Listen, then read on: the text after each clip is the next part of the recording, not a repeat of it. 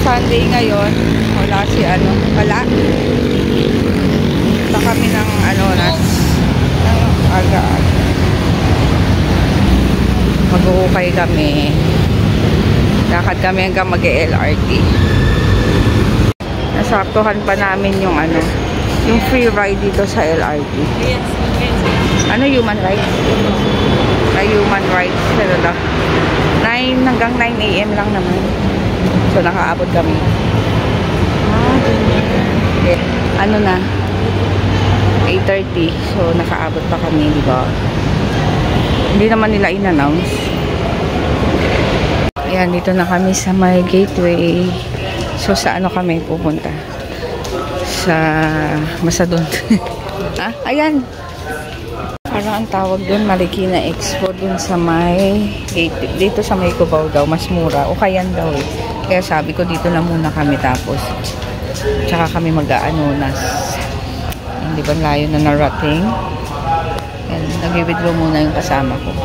Sarado pa yung gateway. Siyempre aga pa eh. Ano oras na ba? 9 o'clock pa lang. So yun. So wala kaming napala sa ano kanina. Sa Cubao kasi sarado pa.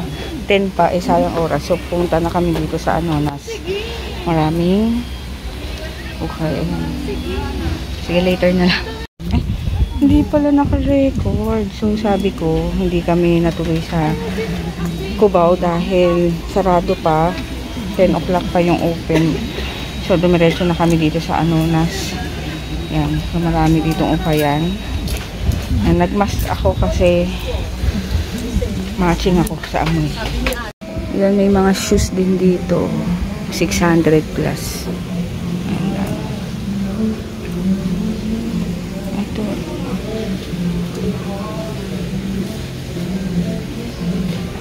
Yan, mag-ano muna kami siomai. Saka gulaman. Wow, sarap. 45 tatlo? Yan, uwi na kami. Init. Init. Dali. Yan na. Yan, sakto. Ay, umalis na? Ay, wala na. Hindi na abutan. Ang sarap naman ng tulog ng Mingming na yan. Yung baby Mimi na yan, no? Ang sarap. Uy, nananaginip pa. Uy, naku naman. No. Ikaw rin? Yung anak mo, sleep siya, oh. Holiday po. Hindi yan. 4,250 yan. Yeah, Mom. Ayan, tapos na kaming kumain sa Centro Mall. Ay, sa Centro Mall, sa Kenny Rogers. So, dito muna kami sa Centro Mall. Na mailaw, oh.